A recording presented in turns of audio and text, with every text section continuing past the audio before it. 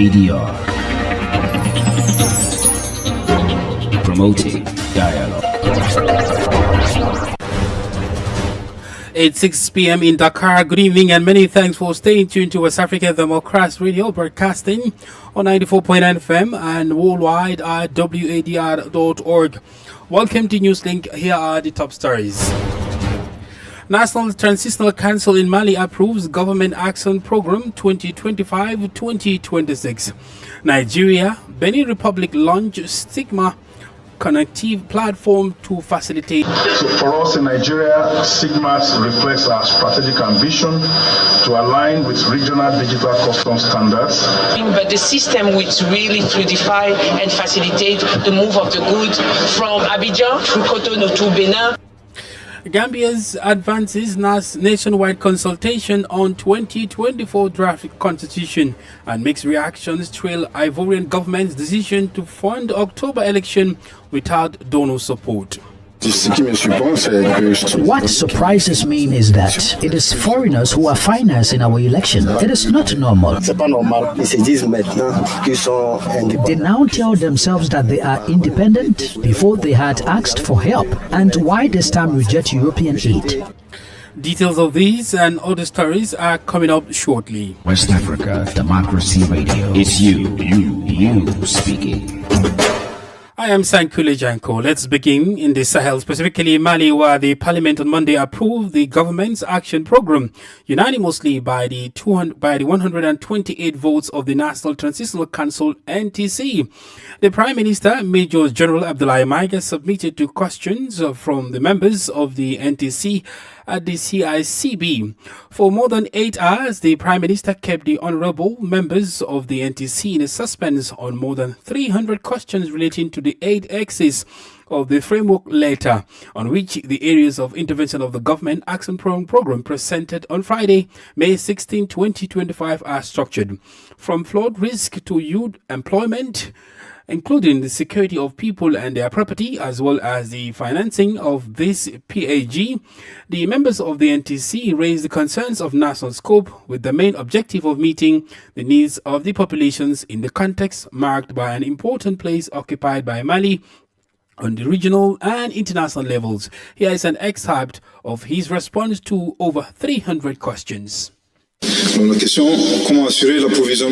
the question of how to ensure the supply of the city of Tombouctou after the closure of the borders, the Minister of Industry and Trade has been in contact with private sector actors with a view to developing a procurement strategy for the northern regions in a year of primary need.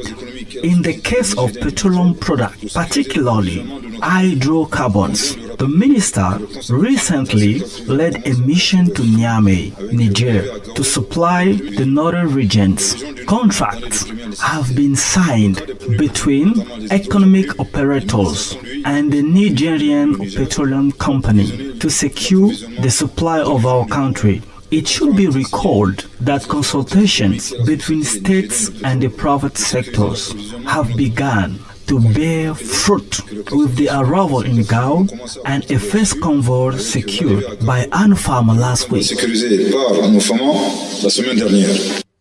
Mali's Prime Minister, Major General Abdoulaye Maiga. Meanwhile, the government of Mali and Niger have signed an energy agreement.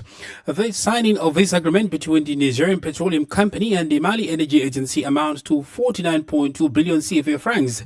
Niger commits to supply 150 million liters of diesel to Mali at 328 CFA francs per litre. This rate is significantly lower than the price of diesel in Mali, which is sold at 775 CFA francs per litre. The agreement between the two countries aims to support Mali in its full supply, enabling the country to power its power plants. The agreement also provides for the supply of hydrocarbons to the northern regions of the country, which are facing a full shortage. The price has risen to 2,000 CFA francs, a situation exacerbated by the closure of the border between Mali and Algeria. This full supply will enable the country to improve its electricity supply.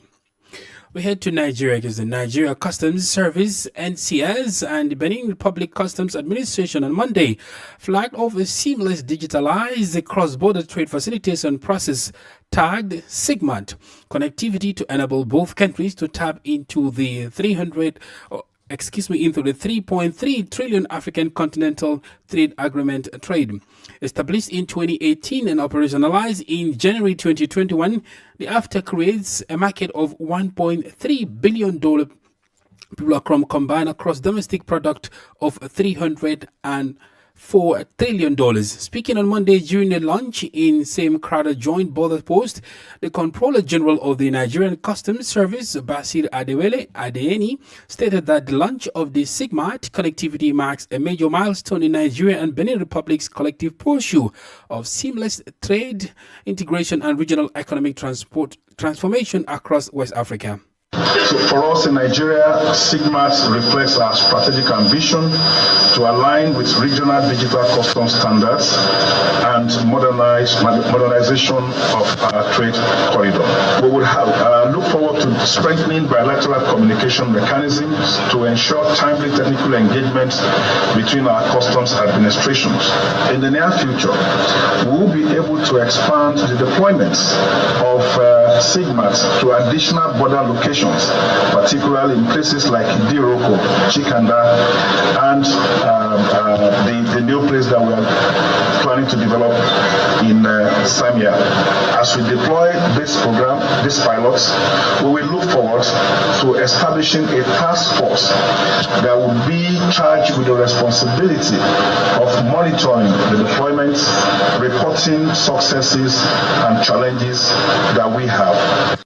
For her part, Adijatu Zanuvi, Director General of Benin Republic Customs Administration, explained that though the process will help streamline the process of documentation of consignments exiting or entering Nigeria, there should not be network glitches. It will facilitate the move of the goods and also will help our customs services to fight against any fraud, to have an exhaustivity in collecting revenue, and also facilitate really, because most of the time you will see that it's only controlling, but the system will really fluidify and facilitate the move of the goods from Abidjan, which is already in the SIGMAT system, from Abidjan all the way through Cotonou to Benin and then through Nigeria. And also when goods are coming from Nigeria to use the corridor, SIGMAT will facilitate. 6 West African countries, namely Nigeria, Benin Republic, Togo, Ghana, Cote d'Ivoire, and Burkina Faso, are now on the SIGMAT connectivity trade platform. In a renewed push to build consensus around Gambia's 2024 draft constitution, the National Council for Civic Education, NCCE, has begun a series of nationwide consultations. The move comes after the government withdrew the draft from Parliament earlier this year, following widespread criticism over inadequate public engagement.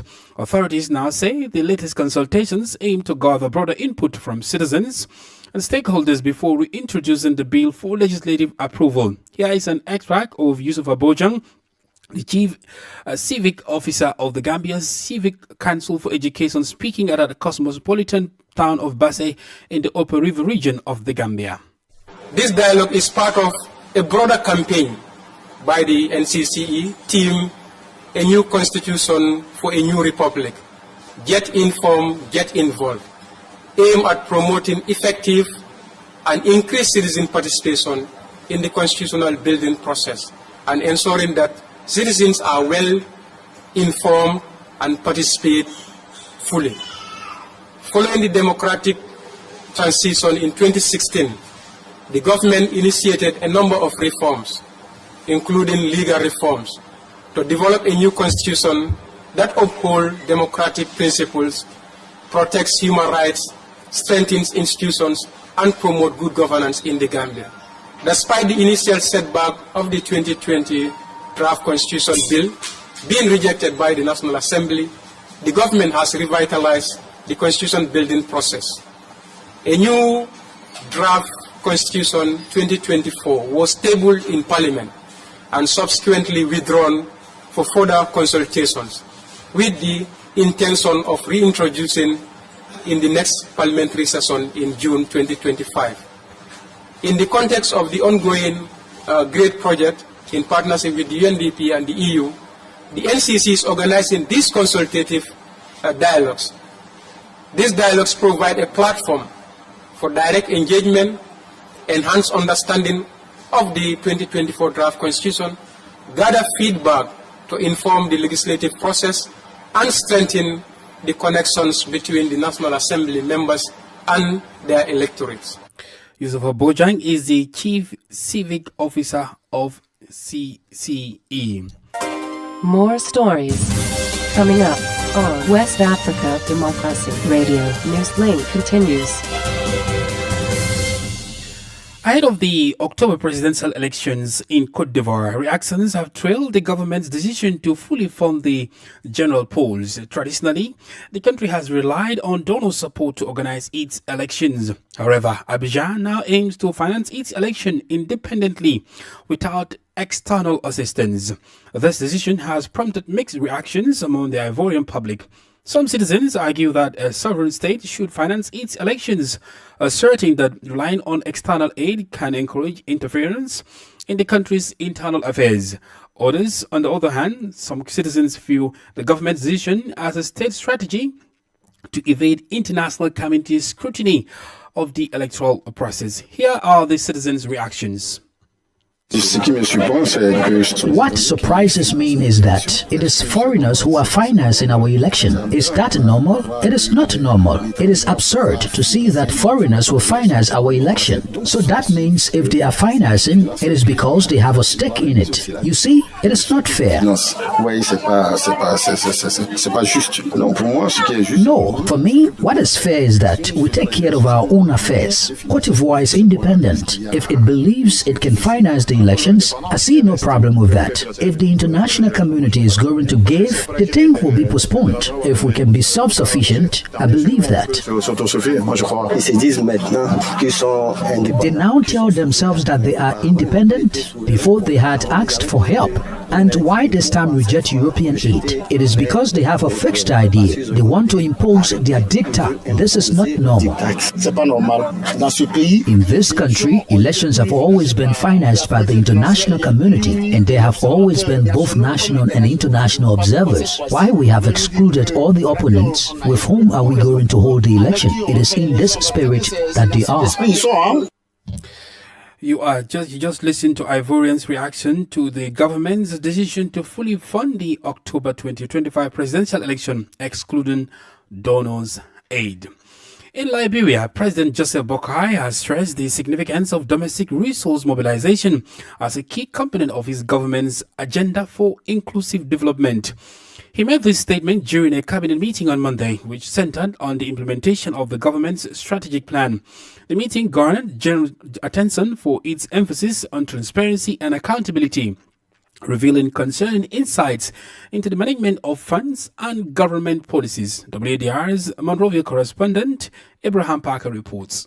In his address during the meeting, President Boakai expressed concern about the issue of mobile money transactions, highlighting a disconnection between government officials and the financial needs of ordinary Liberians. He pointed out that a significant share of mobile money investments was being misallocated, with 20% of shares intended for local investors being funded to unidentified parties. The President made it clear that public resources must be managed by the government, not corporate entities, asserting that these funds should directly benefit the citizens, including allocations for universities and support for the disabled. I have written a letter to let the central bank know, and if they insist we're going to go further, that 20% rating should come to government, and we'll take that 20%, government will use it for the purpose members of the country. President Bouaka also addressed the frequent travel by ministers without proper notifications, urging them to prioritize their deputies and increase public engagements. He stressed that ministers should represent their ministries actively, citing the need for accountability in the allocation and usage of foreign funds across the sectors. Ministers and people are traveling. They write letters when they are already on the way or already gone to ask permission to travel. As a matter of fact, you must understand that all travel are government funds. Held at the tea house of the executive mansion, the cabinet meeting reaffirms President Bouaka's dedication to transparency and effective resource management, urging all cabinet ministers to uphold these values for the betterment of Liberia's development trajectory. For Newslink on WADR, Abraham Parker, Monrovia. You're listening to Newslink on West Africa Democracy Radio, 94.9 FM, Dakar, Senegal. Here is a reminder of our top stories. National Transitional Council in Mali approves Government Action Program 2025-2026. Nigeria, Benin Republic launch SIGMART connectivity platform to facilitate trade. Gambia advances nationwide consultation on 2024 draft constitution. Meanwhile, mixed reactions trail Ivorian government's decision to fund October election without donor support. Still ahead in the news, we have guest interview and sports news. Please stay with us. Fresh and breaking news all the time. Hear it first as the news breaks, only on West Africa Democracy Radio. Newslink continues. Here in Senegal, a phosphate mining plant is set to be established in the Matam region, located in the northern part of the country. This initiative is part of Senegal's new industrialization project. The construction of the phosphate mining plant aims to create jobs and strengthen local resources in response to economic challenges. Augustine Colley reports. This announcement was made by the Senegalese Minister of Industry, Serine Gueye Diouf, during an interview with the Sun newspaper. The Matam region in northern Senegal is very rich in phosphate, with subsoil containing large reserves, the Minister of Industry said. The minister continues that 3 structuring projects are planned around the Matam phosphate deposits. First, an industrial phosphate processing complex that will be established on 500 to 1,000 hectares. A fertilizer mixing plant that will be financed by the World Bank, and a university specializing in phosphate and its derivatives in order to locally train the skills necessary for this sector. The exploration of this phosphate could also benefit the country's agricultural sector. According to authorities, phosphate mining will produce between 2 and 3 million tons of fertilizer per year. These fertilizers could help increase yields of rice, sorghum, and even corn. As a reminder, when launching their framework for economic and social policies at the end of 2024, the new Senegalese authorities indicated that they wanted to rely on 8 hubs covering the entire territory with a view to developing their economic potentials. Augustine Colley filed that report. Meanwhile, authorities say more than 100 lifeless bodies of irregular migrants were recovered from the sea in Senegal in the year 2024 following the capsizing of canoes.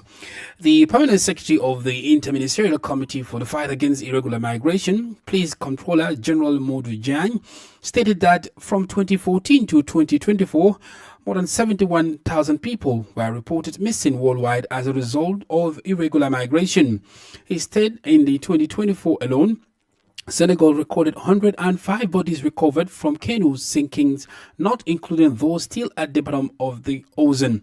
He stressed the need to construct the idea that Europe is an El Dorado and called for increased awareness raising activities among young people. The Permanent Secretary also highlighted the state's efforts to increase the number of vocational training centers and promote agricultural projects to provide viable alternatives to young people and encourage them to stay in the country. To health matters, the Ghana Health Service has heightened surveillance at all borders and entry points across the country following the confirmation of 4 mpox cases. This forms part of strengthening public health measures to limit the potential spread of the virus both within the Ghana and from incoming travelers. On Sunday, May 18, 2025, the Ministry of Health and the Ghana Health Service confirmed 2 new cases, one recorded in the Greater Accra region and another in Western region. This brings the total number of confirmed mpox cases in the country to 4. Speaking to WDR's Nadi Tete, Deputy Director of Ghana Health Service, Dr. Caroline Randolph Amisha said all ports of entry have been placed on alert to enhance surveillance and screening process. Yes, these additional 2 cases are not contacts of the 2 initial cases, so they are not epidemiologically linked. If you come into contact with a person with the illness, you will develop SAVE. And we are saying that currently the additional 2 have not had contact with the previous 2. So these are new cases altogether. Is there some form of contact tracing going on in these additional 2 cases?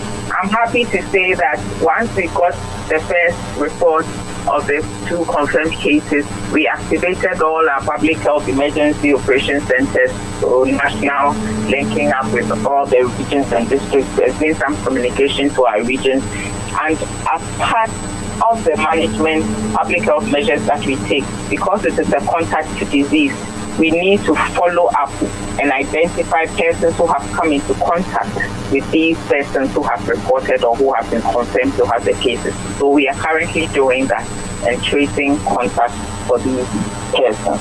At the moment, is there anything going on in relation to cross-border surveillance? Because as we do know, Liberia has equally confirmed some cases, and so has Togo. Yes. So what we have done as part of activating our public health measures, we have alerted all our facilities. We have also alerted our borders. You know that for us, we have various ports of entry, so it's not just the borders with Togo, wherever people are coming in. So people who are confirmed, we do take their history. So we are interested in their travel history. We are interested in where they have been to, who they have been in contact with, what they do, where they stay, who they live with. We do follow up for all these to find out. So we have activated all these other ports of entry that you are aware of. Deputy Director of the Ghana Health Service, Dr. Caroline Randolph Amisa. Away from Ghana, the government of Togo, representing the African Union, is actively pursuing mediation efforts to address the crisis between the Democratic Republic of Congo and Rwanda. On Monday, Togo's Prime Minister, Faure Gnassingbé, led a walking meeting in Lomé with several African facilitators to discuss the issue. The goal of the meeting is to enhance the coordination of mediation efforts in the ongoing crisis between the DRC and Rwanda. Christopher Atechu completes the report.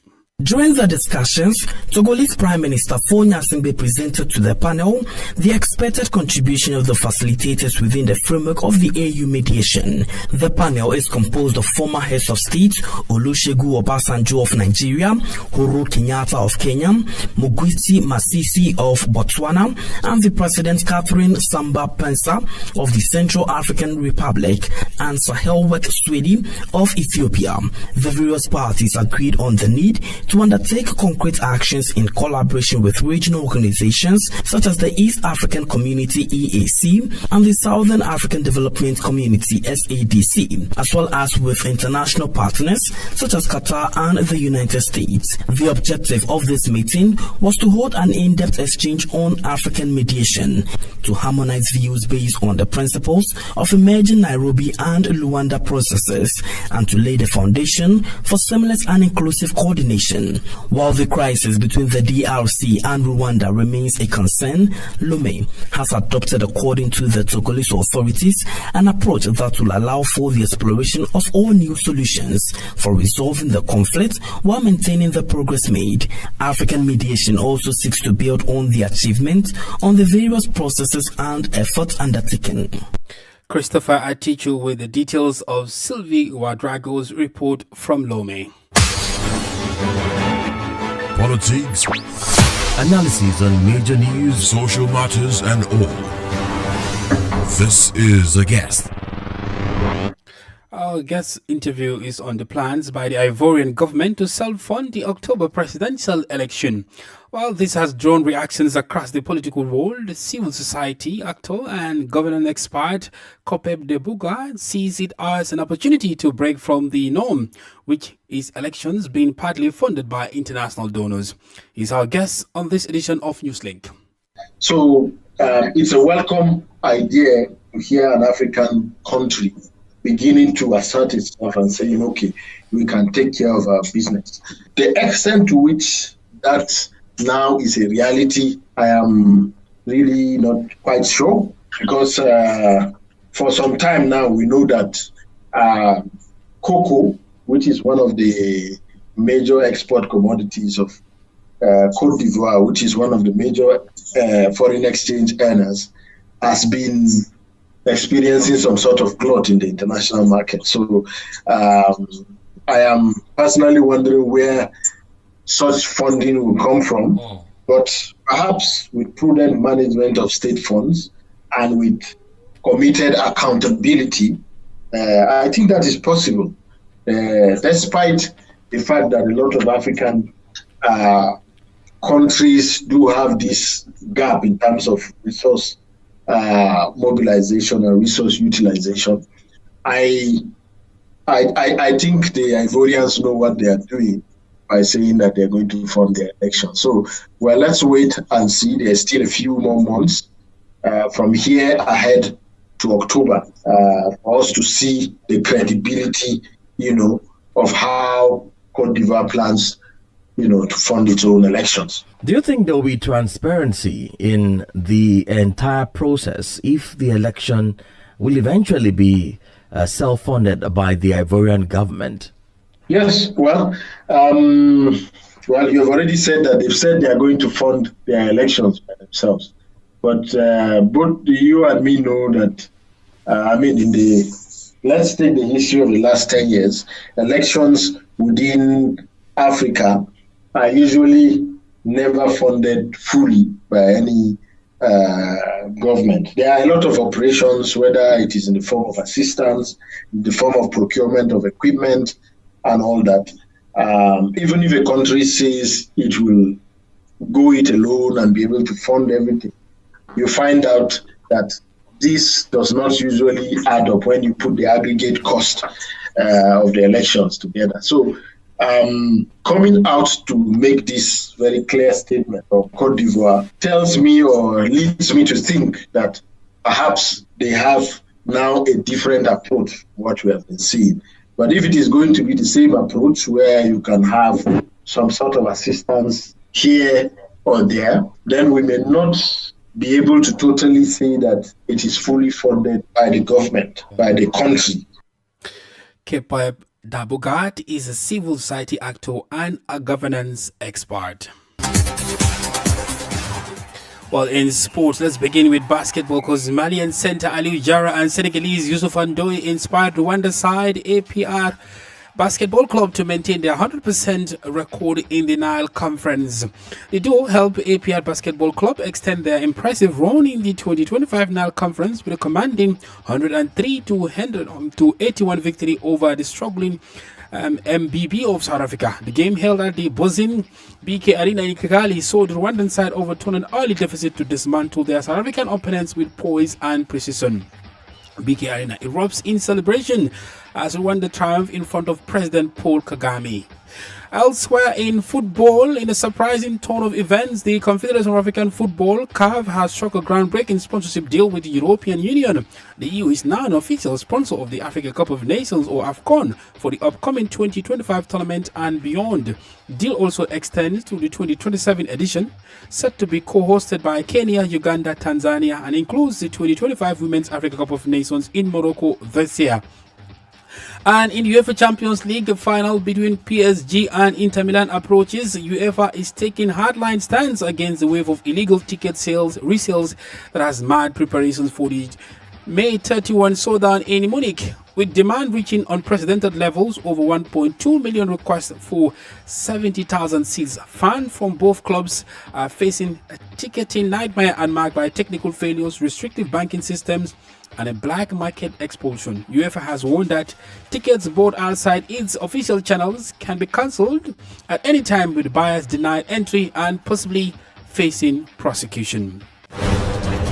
We've come to the end of this edition of Newslink from West Africa Democracy Radio, broadcasting from Dakar, Senegal. Thank you for listening, and many thanks to Mustafa Sek and Umu Danyogo for the technical assistance. Do interact with us via our social media platforms X and Instagram at WADR News, and on Facebook WADR English Service. I am Sankule Janko. Good evening. And many thanks to you for listening to Newslink via Hot 104.3 FM, Newmi FM 94.0, Hilltop Radio 104.7 FM, and Veritas Radio 102.9 in Banjul, the Gambia. We also appreciate our listeners in Liberia via Alternative Youth Radio 98.9 FM, Lofa County, Radio Kagama 94.5 FM, Nibe County, DCN Radio 91.3